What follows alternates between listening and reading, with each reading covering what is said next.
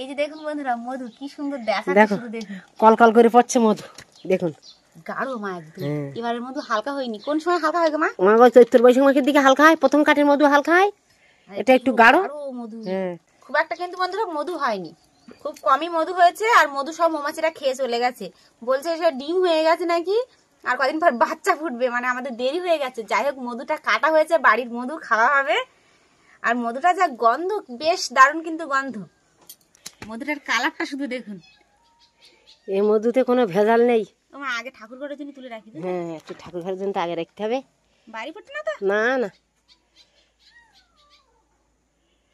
কালারটা দেখুন কত সুন্দর কালার। এই যে বন্ধুরা কতটা মধু হয়েছে দেখুন, প্রায় 2 কিলো মধু হবে। আর মধুটা দেখুন, যেমন দেখতে সুন্দর তেমন কিন্তু গন্ধ, দারুণ গন্ধ। এর গন্ধে কিন্তু আমরা বাড়ি থাকতে পারতাম না, বাইরে থেকে একটু বাইরে যদি আসতাম, বাপরে বাপ, গন্ধে পুরো বাড়ি মোমো করতো। অবশেষে মধু কাটা হলো, এই যে আমাদের মধু হয়েছে। এখন একটু মধু খেয়ে দেখবো কেমন লেগেছে।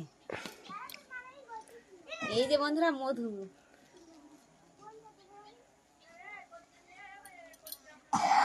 মা দারুণ সুন্দর স্বাদ।